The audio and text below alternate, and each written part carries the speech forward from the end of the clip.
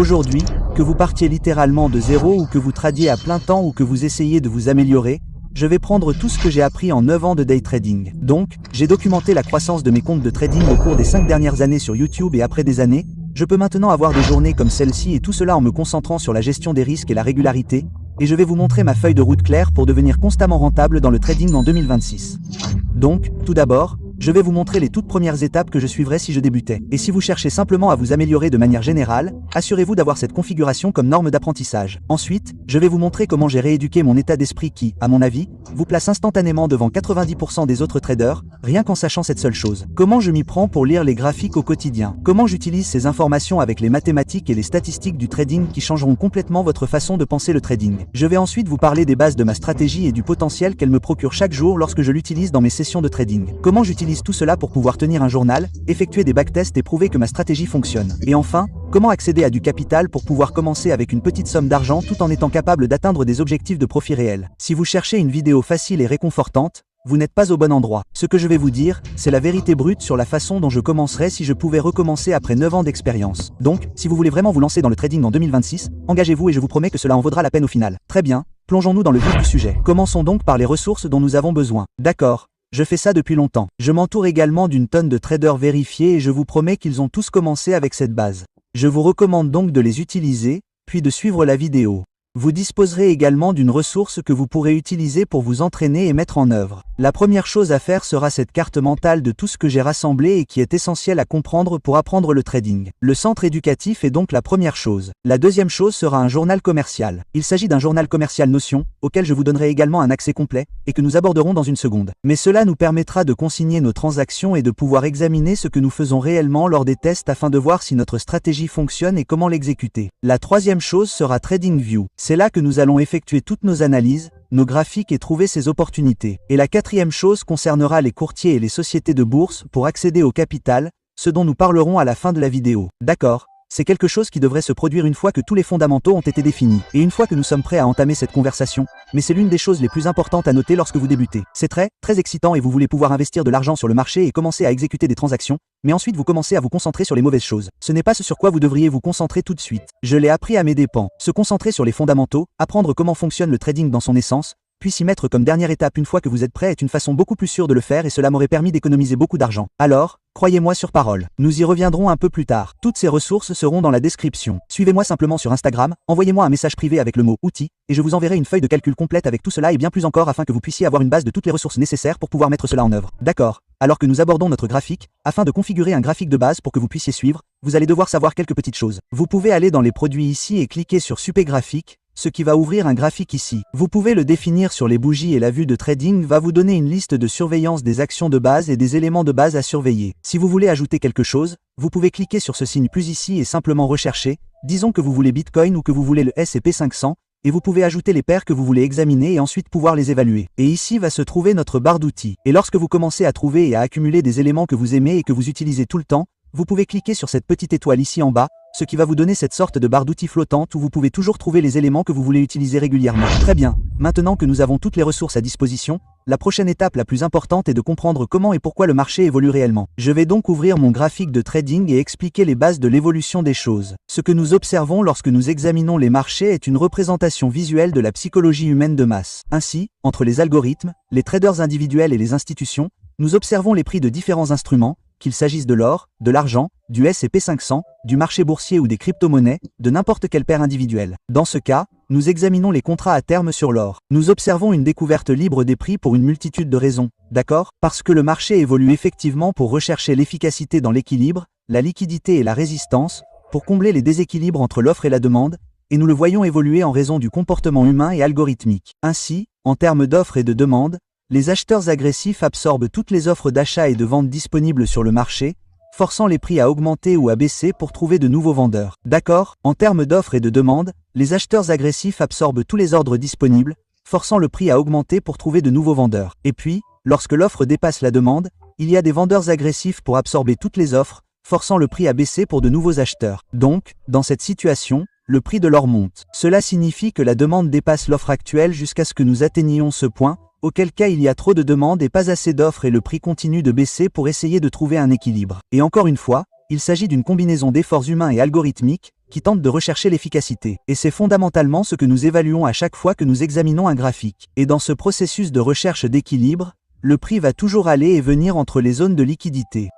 La liquidité est donc une grande concentration d'ordres au repos. Donc, les ordres stop-loss, les ordres à court limité, en gros, les gens qui essaient d'agir sur le marché là où cela peut être vu sur le graphique représentent un intérêt d'achat ou de vente important. D'accord, c'est important parce que les grands acteurs du marché, comme les institutions qui font bouger le marché, ont besoin de liquidité pour exécuter leurs ordres d'achat et de vente proprement. Et cela va être vraiment très important à évaluer lorsque nous examinerons les graphiques un peu plus tard. Nous observons donc constamment des mouvements de prix entre les pools de liquidité en essayant de retrouver cet équilibre. D'accord. Donc, si j'affiche mon graphique TradingView, il existe des façons uniques d'examiner ces données pour pouvoir prédire les zones où l'offre pourrait l'emporter sur la demande ou la demande pourrait l'emporter sur l'offre, ou les zones où le prix va vouloir se déplacer vers certaines zones pour rechercher une liquidité de repos ou balayer la liquidité pour pouvoir inverser la tendance. Et ce que cela va faire, c'est nous permettre, une fois que nous serons bons dans l'évaluation et que nous la systématiserons, de pouvoir trouver des zones sur le marché, de pouvoir nous positionner dans celles-ci avant les mouvements haussiers. Et c'est là que nous pouvons commencer à gagner de l'argent. En gros, les fondamentaux de la façon dont nous gagnons de l'argent en tant que trader. La manière dont ces informations sont représentées nous permet d'examiner ces données de toutes sortes de façons différentes. N'est-ce pas? Il y a donc deux éléments principaux à comprendre lorsque nous examinons un graphique. Je peux passer à un graphique linéaire où nous voyons simplement le prix de l'or, dans cet exemple, monter et descendre sous forme de ligne, où nous pouvons cliquer sur quelque chose appelé bougie ici dans la vue trading, ce qui va nous montrer une autre façon d'interpréter ces données, ce qui va devenir plus utile au fur et à mesure que nous avançons dans la vidéo. La façon dont nous lisons cela est en fait la suivante. Donc, les bougies vertes ou les bougies haussières, le bas de cette boîte nous montre le prix d'ouverture. Le haut de la boîte nous montre le prix de clôture. Et puis nous voyons les hauts et les bas de ces mèches qui traversent cette bougie. Donc, si une bougie est verte, cela signifie qu'elle a connu une variation positive nette au fil du temps avec les hauts et les bas. Et puis, à l'inverse, les bougies rouges, elles nous montrent toujours l'ouverture et la clôture. Maintenant, une bougie baissière nous montre un changement net au fil du temps tout en nous montrant les plus hauts et les plus bas sur cette période. Encore une fois, cela va nous montrer des informations qui deviennent utiles lorsque nous commençons le day trading. Très bien. Donc, maintenant que nous comprenons pourquoi le marché évolue et ce que nous observons, la prochaine chose à comprendre est une perspective très simple de ce que nous essayons de faire en tant que trader. Lorsque vous recherchez simplement des modèles en ligne ou que vous commencez à regarder d'autres vidéos, il est très facile de se perdre dans ce que nous essayons réellement d'accomplir en tant que trader. Et le réduire à sa forme la plus simple va vous permettre de construire une base saine. Donc, la définition du trading se résume littéralement à trois choses. La première chose est d'identifier les résultats probables. Donc, où les marchés sont susceptibles de monter ou de descendre, et pourquoi. En utilisant la probabilité et le contrôle des risques pour pouvoir nous positionner dans des zones à forte probabilité, puis en utilisant ce que l'on appelle les attentes et les statistiques pour pouvoir évaluer ce processus, l'affiner afin de pouvoir obtenir un avantage, puis exécuter cet avantage afin de pouvoir réaliser des bénéfices au fil du temps. Je vais vous expliquer en détail ce que tout cela signifie pour vous. Si cela vous semble insurmontable, c'est que ça l'est. Mais je vous le dis, si vous voulez devenir bon en trading, ce ne sera pas une chose facile, car ce n'est pas un jeu facile. C'est simple, mais pas facile. Alors, soyez indulgents. D'accord. Donc, comme je l'ai dit, identifiez les résultats probables, utilisez la probabilité dans le risque, puis évaluez l'espérance dans les statistiques. Nous allons voir comment trouver des erreurs à forte probabilité dans une seconde, mais il est vraiment important de comprendre cela en utilisant le risque contrôlé. Donc, dans le trading, nous utilisons ce qu'on appelle des facteurs de risque. Donc, chaque fois que vous placez une transaction, que vous le réalisiez ou non, vous mettez un risque sur la table. Donc, disons que le marché évolue ici et que nous avons des raisons de croire, sur la base de l'identification des résultats probables, que le prix a plus de chances d'évoluer ici avant de baisser ici. Nous pouvons théoriquement nous positionner pour risquer moins une unité de risque pour avoir une chance d'avoir plus de 3 unités de risque comme résultat. Donc si nous risquons $100 sur la transaction, voici nos $100 en rouge pour $300 de profit. Et les deux choses que nous cherchons à évaluer en identifiant les résultats probables sont le pourcentage de gain. Donc la durée pendant laquelle cela se produit réellement et la taille moyenne de nos gains et de nos pertes. Je vais vous montrer exactement comment nous allons calculer cela. Très bien, je vais donc me plonger dans d'autres exemples et lorsque nous commencerons à examiner davantage d'exemples en chart, cela aura plus de sens. Mais il est important de comprendre comment cela se fait réellement et pourquoi c'est important ici comme base. D'accord, je vais vous montrer comment cela fonctionne, puis je vais vous montrer une manière simple de le faire dans TradingView. D'accord, donc, disons par exemple ici et je vais sortir ma calculatrice. Nous voulons acheter quelque chose à 153,52. Nous voulons notre unité de risque. Nous pensons donc que le prix est plus susceptible d'arriver ici avant d'arriver ici. Et si on arrive à ce niveau, ce sera notre unité de risque ou notre stop loss. Je vais maintenant prendre mon prix d'entrée moins mon prix stop loss, ce qui me donnera 3. Et puis disons, par exemple, que je veux risquer $100 là-dessus. Je vais mettre $100 divisé par 3, ce qui me donnera 33. Et cela me donnera le montant exact dont j'ai besoin pour acheter à ce prix exact avec mon stop loss ici afin de risquer exactement 100 $. Je peux donc vous montrer à nouveau un exemple ici. D'accord. Disons par exemple que nous voulons nous positionner ici où nous achetons notre stop loss ici, n'est-ce pas? Et nous cherchons à gagner 3 fois ce que nous risquons. Si j'entre dans cet outil ici, disons que je suis en position longue, ce qui signifie que je veux que le prix monte, et que je double-clique sur cet outil, je peux maintenant définir toutes mes différentes mesures. Disons que nous voulons risquer ces 100 $. Cliquez sur $ ici. Cliquez sur OK. Vous pouvez voir que cela me donne un montant exact de 1,5 contrat que je dois acheter à ce stade afin de risquer exactement 100 $.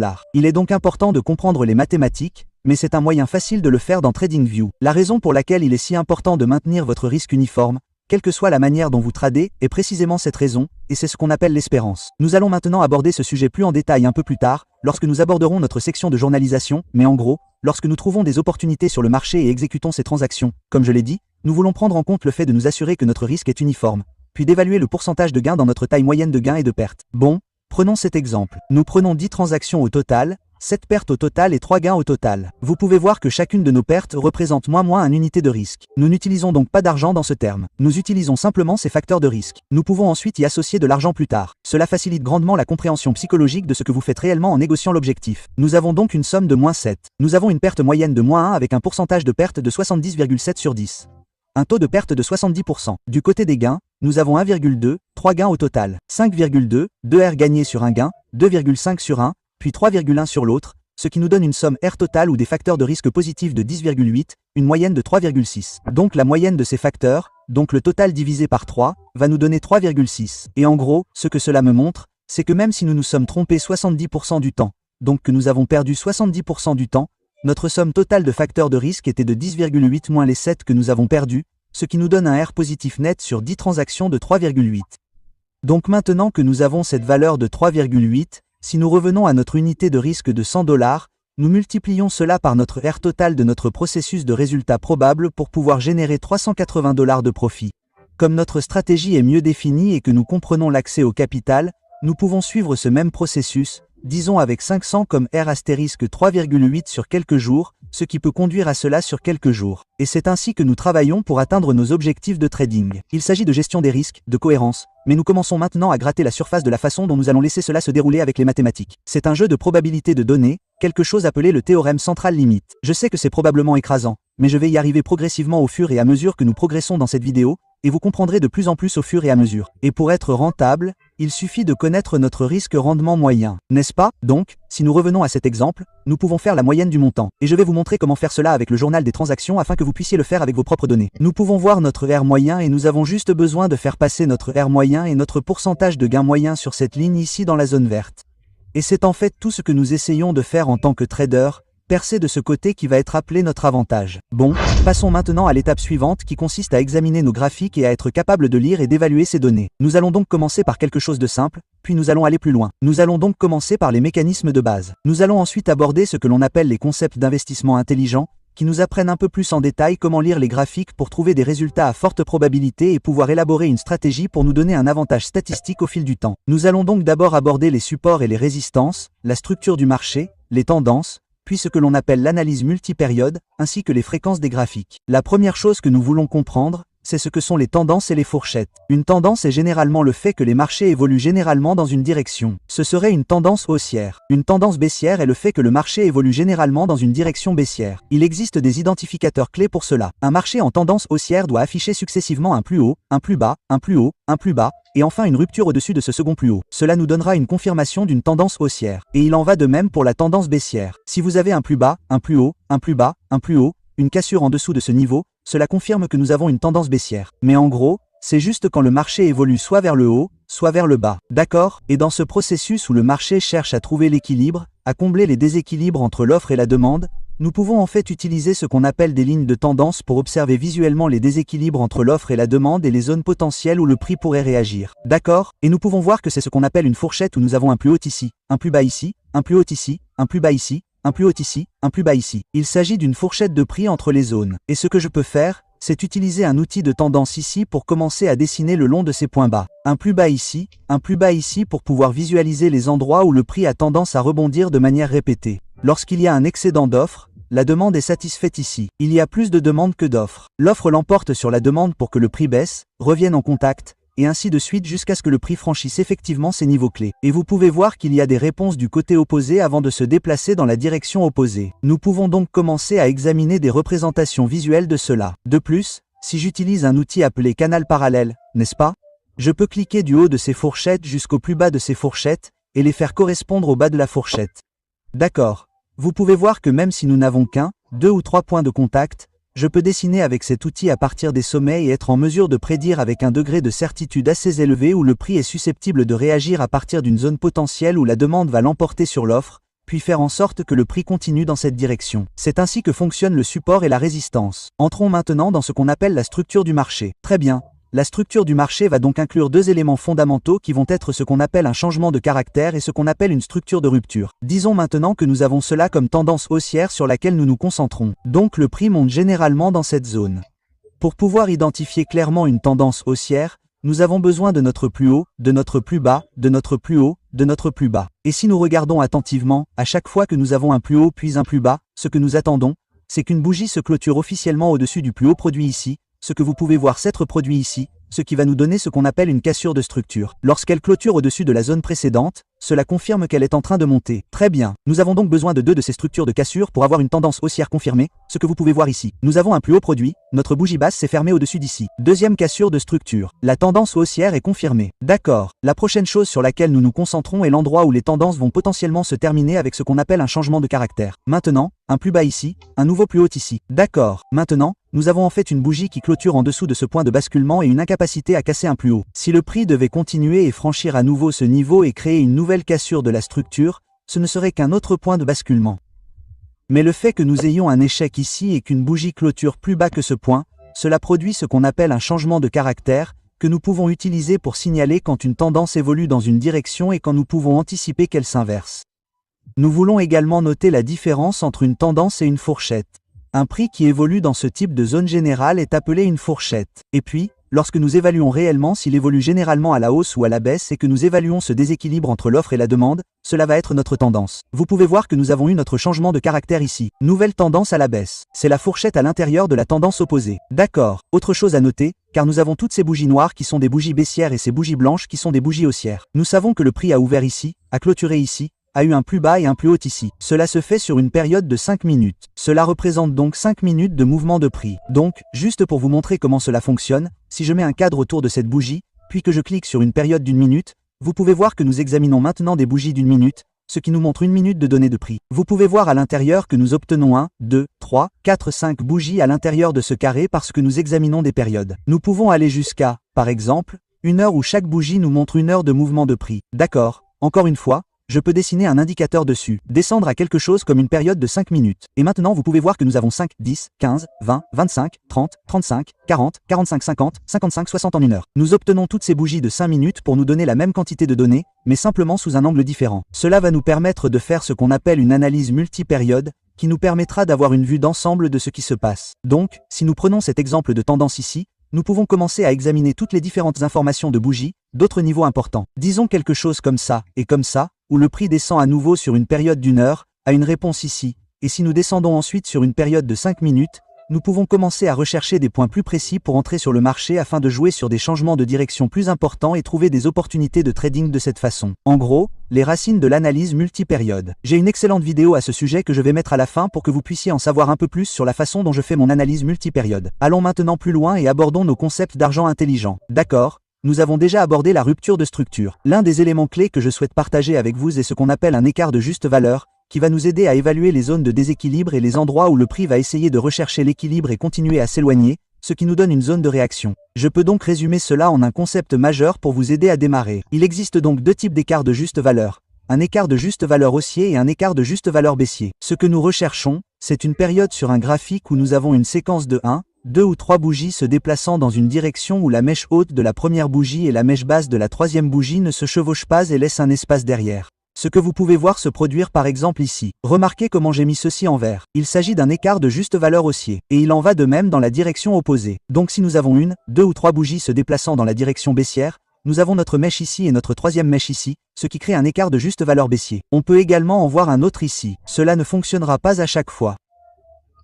Cela nous montre des zones où il y a probablement un excès d'ordre et où le marché voudra passer, Cherchez l'équilibre en revenant au milieu de cette zone avant de continuer à s'en éloigner.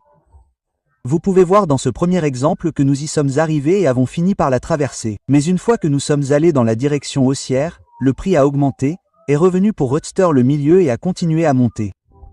De même, dans cet exemple, juste à l'ouverture du marché, vous pouvez voir que nous avons un autre écart de juste valeur